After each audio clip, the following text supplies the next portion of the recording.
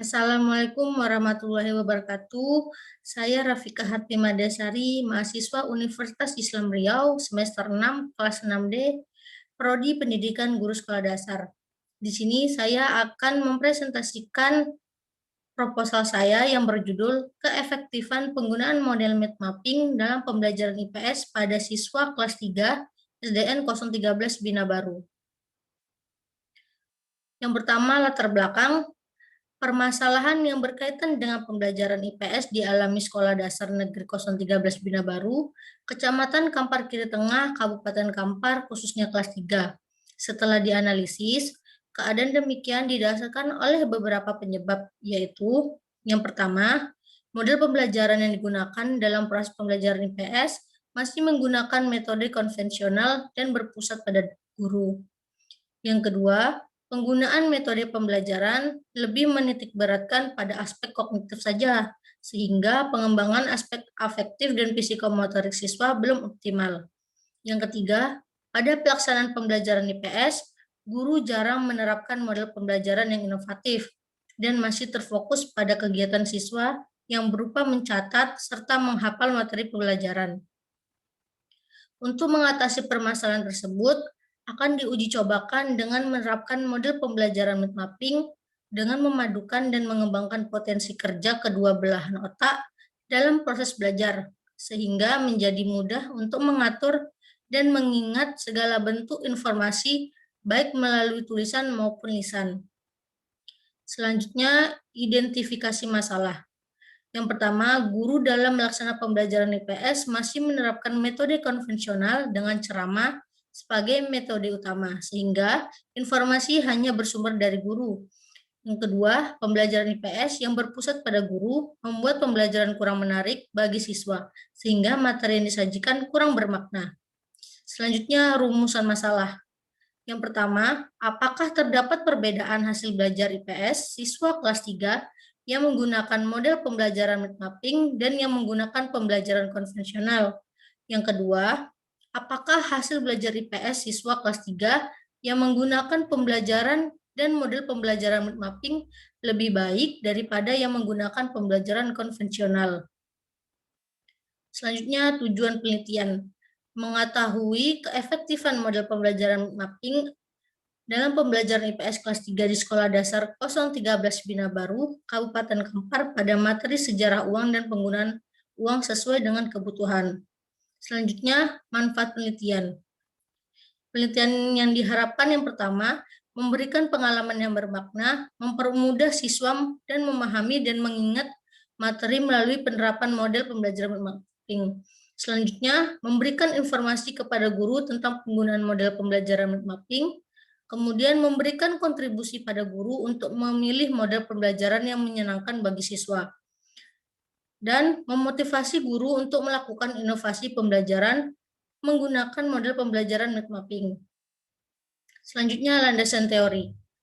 Menurut Sliberman, mind mapping atau peta pikiran merupakan cara kreatif bagi siswa secara individual untuk menghasilkan ide-ide, mencatat pelajaran, atau merencanakan penelitian baru. Dengan memerintahkan kepada siswa untuk membuat peta pikiran, mereka akan menemukan kemudahan untuk mengidentifikasi secara jelas dan kreatif apa yang telah mereka pelajari dan apa yang sedang mereka rencanakan. Selanjutnya, kelebihan dan kekurangan. Kelebihan model mind mapping sendiri yang pertama, menurut Swadharma menyebutkan bahwa terdapat 7 keunggulan model pembelajaran mind mapping. Yang pertama, meningkatkan kinerja manajemen pengetahuan. Yang kedua, memaksimalkan sistem kerja otak. Yang ketiga, saling berhubungan satu sama lain sehingga makin banyak ide dan informasi yang dapat disajikan.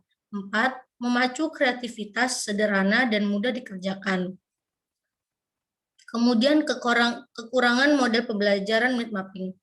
Selain memiliki kelebihan, model pembelajaran mind mapping juga memiliki kekurangan. Yang pertama, memerlukan banyak alat tulis, misalnya speeder warna. Yang kedua, memerlukan latihan sehingga siswa terbiasa dan mahir. Yang ketiga, memerlukan waktu relatif lama dari teknik mencatat biasanya bila siswa masih dalam tahap pemula. Tetapi justru dapat menjadi teknik mencatat yang cepat jika mereka sudah terbiasa dan mahir membuat mind mapping. Kemudian metode penelitian. Penelitian yang digunakan yaitu penelitian kuantitatif dengan pendekatan penelitian eksperimen kuasi eksperimental desain yang menerapkan bentuk non-equivalent control group design. Prosedur yang ditempuh pada penelitian ini mengacu pada model penelitian dan pengembangan, yaitu variabel penelitian, independen dan dependen. Kemudian populasi dan sampel. Populasi dalam penelitian ini yaitu banyak siswa kelas 3 pada kelas eksperimen dan kelas kontrol. Banyak siswa kelas eksperimen yaitu kelas 3 SDN 013 Bina Baru, yaitu 27 siswa. Dan siswa kelas kontrol yaitu kelas 3 SDN Negeri 009 Bina Baru ialah 33 siswa. Sampel pengambilan dari anggota populasi acak dan bersetara secara proporsional dilakukan sampling. Ini apabila anggota populasinya heterogen atau tidak sejenis. Kemudian teknik analisis data. Analisis deskripsi datanya adalah penelitian yang akan dilaksanakan merupakan penelitian eksperimen untuk menguji apakah model pembelajaran mapping efektif terhadap hasil belajar siswa. Deskripsi data merupakan gambaran secara umum penyebaran data hasil penelitian yang diperoleh sehingga mudah untuk dipahami. Penelitian ini menggunakan analisis data kuantitatif, yaitu data yang berbentuk angka. Selanjutnya, analisis statistik data. Menurut Sugiono, langkah-langkah dalam analisis data meliputi mengelompokkan data berdasarkan variabel dan jenis responden, metabulasi data berdasarkan variabel dari seluruh responden, menyajikan data tiap variabel yang diteliti, kemudian melakukan perhitungan untuk menjawab rumusan masalah dan menguji hipotesis yang telah diajukan. Sekian itu tadi hasil presentasi proposal saya. Mohon apabila ada yang kurang saya mohon maaf. Saya ucapkan terima kasih. Assalamualaikum warahmatullahi wabarakatuh.